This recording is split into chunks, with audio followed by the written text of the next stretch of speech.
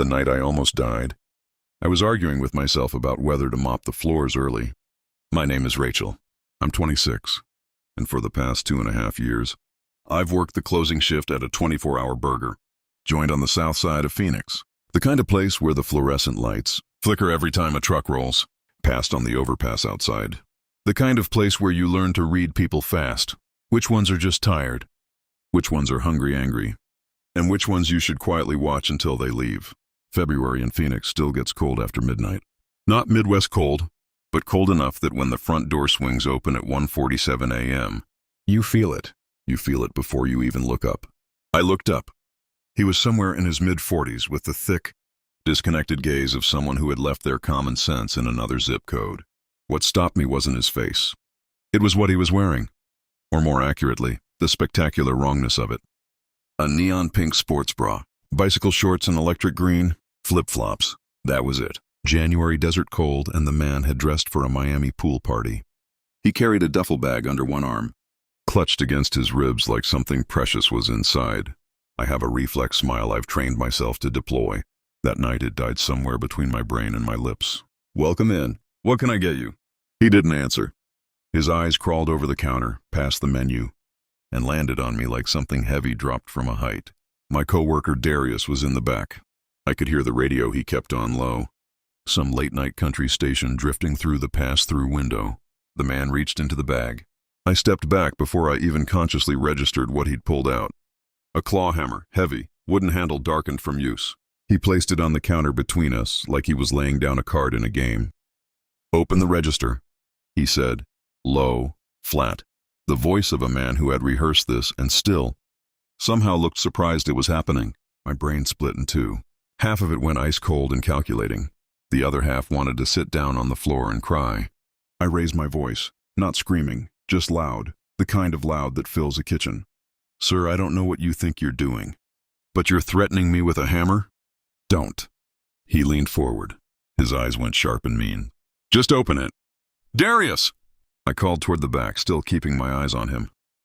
"Come up front, please." The man's jaw tightened. He reached back into the bag. The knife was small, serrated, the kind you buy at a camping supply store.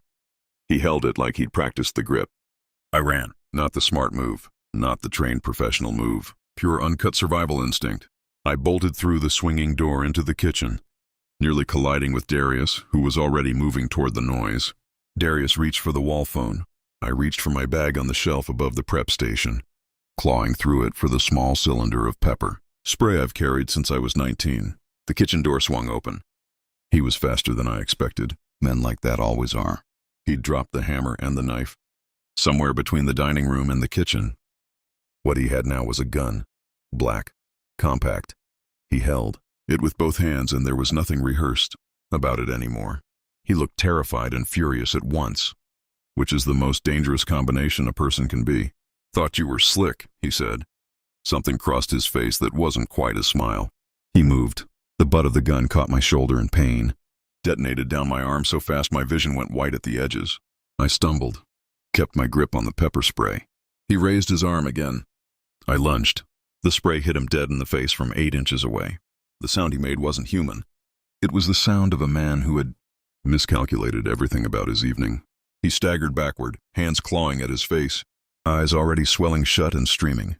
I threw a tray of loose coins across the floor toward the back exit. A distraction. A sound. Anything. And scrambled back to the counter. Then he found the gun again by feel. Racked the slide. Pointed it blind. "I'll kill you both. I swear to God." The three of us, me, Darius, the gunman, stood in a horrible triangle of held breath. I could hear the refrigeration units humming. I could hear Darius breathing in sharp, shallow pulls. I could hear my own pulse like someone pounding on a door from the inside. Then distant sirens. He heard them too. Whatever cord was holding him together snapped. He scooped a few coins off the floor. I will never understand why. And ran. The back exit banged open. He was gone. The police response was swift. A helicopter swept the neighborhood with a searchlight while patrol cars sealed off the surrounding blocks. Darius had his arm around my shoulders telling me it was done, it was over. I didn't feel like it was over. I don't think your body believes those words for quite some time after something like that. 20 minutes later, a voice crackled over a radio near the door. They'd found him. He'd tried to disguise himself by pulling a stranger's shirt from a dumpster and putting it on over the neon. The helicopter's thermal camera caught his heat signature anyway, huddled behind a recycling bin in an alley 4 blocks away. When the officers closed in, he raised the gun. They ordered him down. He threw the gun and ran for a chain-link fence. He didn't make it over. The gun, it turned out, was a pellet pistol. A toy, essentially. The hammer and the knife were completely real. I took 3 days off. My manager called it paid leave and left a bonus in an envelope. The detective who called on the 4th day told me I'd kept the situation controllable, long enough for help to arrive. She said I'd done well. I said thank you. I meant it. But what stayed with me wasn't the fear in the moment. It was how ordinary it all looked right up until it didn't. A man walking in, a bag, the specific way his eyes found mine and didn't move. I carry the pepper spray on my keychain now. I recommend it to every woman I know who works nights. Some fears arrive loudly, with weapons and adrenaline. Others arrive quietly at 2 a.m. in the morning, through the soft chime of a call button. My name is Nora, and I spent 4 years working as a care aide at a residential facility for elderly patients in central Ohio. It was the kind of building that had been old when my grandmother was young. 4 floors of red brick, long corridors that smelled of antiseptic and institutional cooking, rooms that held 2 residents each and numbered from the elevator outward. There was an informal system at the facility. The residents with the sharpest minds and the steadiest health were given the N rooms on each floor, the A rooms. We called them unofficially. These people almost never used their call buttons. Working a night shift that covered A wing was as close to peaceful as the job ever got. That changed on a Tuesday in mid-November. I was at the nurses' station on the 2nd floor, just after 2 a.m., filling out intake forms when every call light on the board lit up simultaneously. Not 1 or 2, all 4, 2nd floor, 3rd, 4th, and the one above that. Every A-wing room in the building in the same instant. The board looked like a Christmas decoration. The accompanying alarm tone, long, continuous beeping from 4 sources at once. Bounced off the linoleum in a way that felt almost physical. In 4 years, I had never seen anything like it. I grabbed my radio. My colleagues on the other floors were already talking over each other. Did your A-wing just go? All of them? I'm already moving. I took the stairs. Room 214, Harold, a retired physics professor, calm as still water on every other night I'd known him. When I pushed open the door, the yellow safety nightlight cast the room in a weak gold glow. Harold was sitting bolt upright, his blanket twisted in both fists. He was trembling. Harold, it's Nora. Hey, what's going on? He didn't look at me. His gaze was bolted to the window. Someone had shoved the curtain aside, and the glass was dark beyond, just the parking lot lights far below, and above them, the flat face of the building's exterior wall. He came down, Harold said. His voice was barely sound. Just now. He went right past the glass. Who did? A man, dressed in dark clothing. Harold's grip on the blanket tightened. He wasn't using a rope. His hands were flat against the wall. Like the wall was the floor. Like gravity was a suggestion. A chill I could not entirely explain moved through me. I got on the radio. What I heard from my colleagues on 3 other floors stopped me cold in the middle of the room. Each of them relayed the same account from their respective A-wing residents. A man in dark clothing, descending head first, hands flat against the smooth brick exterior. No equipment, no sound. The accounts were not similar. They were identical. These residents had no phones, no way to communicate with each other, no motive for coordinated deception. And these were the facility's most cognitively intact patients, the ones we trusted precisely because their minds were reliable. The security team swept the grounds with high-powered lights. They checked the roof, the base of each wall, the bushes and the parking structure. They found nothing. No ropes, no hardware, no marks in the brick, no footprints in the thin mud near the foundation. The police officer who responded just over an hour later walked the perimeter twice, shook his head, and wrote up a report that concluded with the phrase, "No evidence of external disturbance." After that night, none of the 4 residents ever spoke of it again. When the subject approached, if someone mentioned the weather, or the windows or the dark, their eyes would shift away. Not embarrassed, not uncertain, just finished with it. I left that job 8 months later. I've moved twice since then. I still wake up sometimes at 3 a.m. with the echo of that alarm tone in my ears. 4 call lights, one moment, 4 different floors. I've tried to find an explanation that doesn't make my skin go cold. I haven't found one. And I've noticed, though I've tried to stop noticing, that I no longer sit with my back to a dark window after sunset. Something in my nervous system made that decision for me, without asking permission. The blood was still wet when she told me it wasn't hers. I've driven freight across the upper Midwest for 11 years. My name is Dennis, and I run nights because the highways are clean and the money is better, and, if I'm being honest, because the dark suits me after a long shift of thinking. I've seen things out on those empty roads that I've never told my wife about, not because they were supernatural, but because some experiences don't have the kind of packaging that fits neatly into conversation.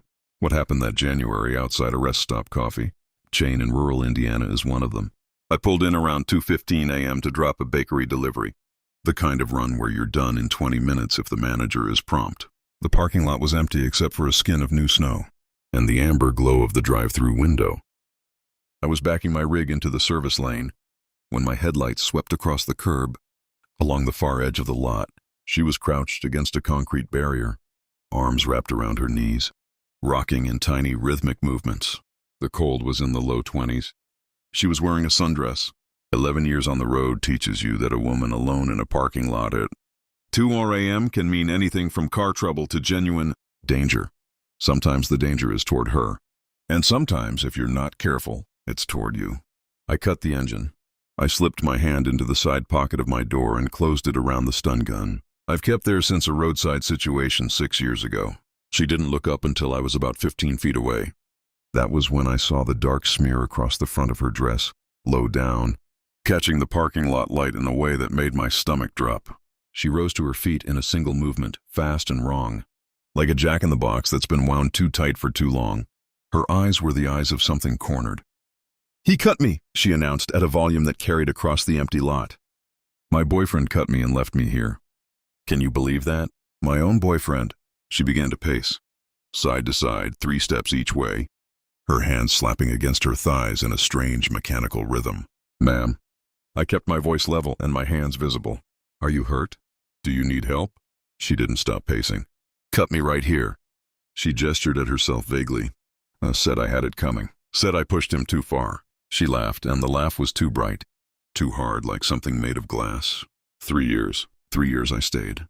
I had my phone out before I'd made a conscious decision to use it. I gave the dispatcher the location, described the apparent injury, and said I had a distressed woman who needed medical evaluation. Standard. She went very still when she heard me on the phone, head tilted, listening. "Who are you calling?" Her voice had changed entirely. The brightness was gone. What replaced it was quiet, and the quiet was worse. "Just getting you some help," I said carefully. "Medics, you're hurt. Let's get you sat down. I didn't say you could call anyone." She took 1 step toward me. "And this isn't my blood." The words landed like ice water. "Tell them to forget it," she said. "Tell them it was a mistake." "Ma'am." "I will hurt you." Flat, certain. "I've done it before tonight." I backed up 2 steps. She matched them. I made it to the cab, got the door open, pulled it shut, and hit the lock in one motion that I'm still surprised I managed cleanly. She hit the window with the flat of her palm. 3 times. Then she stopped. Then she ran, not stumbling, not staggering, but running. Full stride across the parking lot, into the field beyond, into the tree line. I stayed in the cab with the stun gun in my hand and the dispatcher still on the line, watching my headlights lose her to the dark in under 30 seconds. The police arrived in 14 minutes. 2 cars, a deputy who looked like he'd seen everything, and a young officer who very clearly had not. They found the blood on the curb. They searched the tree line with flashlights and found nothing beyond it. By the time the gray winter dawn started coming in, the deputy came back to my cab with a measured expression. "Woods go for about 4 miles before the next road," he said. "If she knows the terrain, she could be anywhere." "Do you think she hurt someone?" I asked. He looked at the blood on the curb for a moment. "Blood sample will tell us more." I delivered the pastries. The manager inside had heard sirens all night and assumed there'd been an accident on the highway. I didn't correct him. I just signed the delivery form and got back in the cab. For the next 300 miles, I could see her face in every pair of headlights coming toward me in the other lane. That voice, "This isn't my blood," the absolute certainty of it.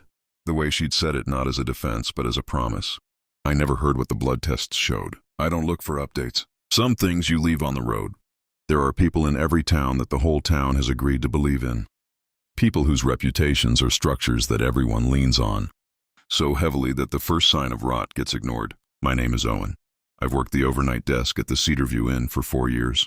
It's a small motel on Route 9 in a small Ohio town where 3 generations of the same families have run the same businesses, and the doctor who delivered you will also, decades later, tell you your blood pressure is getting too high. Dr. Warren Ashby had delivered half the town. He ran a family practice on Elm Street, sat on the school board, coached youth soccer for 15 years. His wife organized the library fundraiser every spring. 2 kids, both honor students.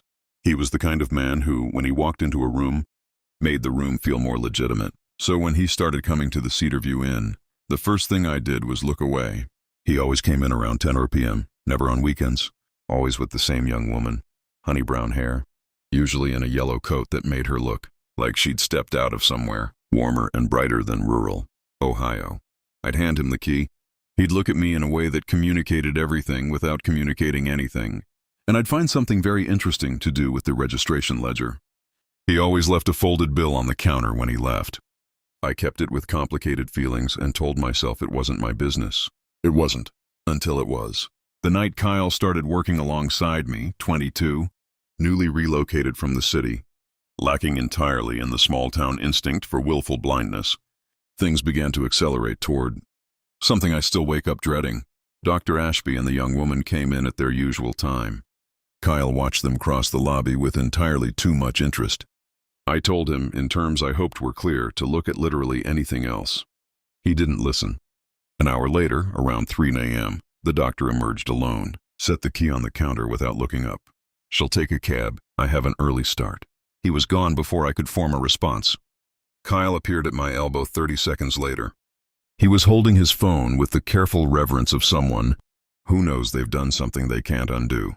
His face had gone the color of old chalk. "I put a camera in that room," he said. "In the bathroom." I know. Just look at the screen." I should have stopped him there. I've thought about that moment 10,000 times. What I should have said, how I should have taken the phone from his hands and walked away and called the police right then. Instead, I looked at the screen. The footage was black and white. Timestamp in the corner. The young woman walking into the bathroom, her yellow coat draped over her arm. Then the sound, even through the small phone speaker. The thick, final sound of impact, the way she fell. The dark pooling that began moving out from her head like ink dropped in water. Dr. Warren Ashby walked in 40 seconds later. Found her.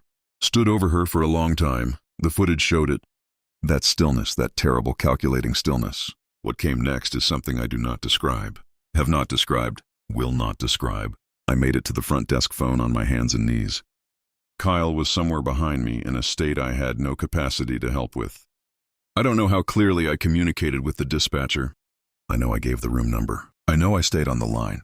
2 officers arrived, then 4, then a van with equipment I didn't recognize. They found in the bathroom and the refrigeration unit evidence of what Dr. Ashby had done in the space of 90 minutes.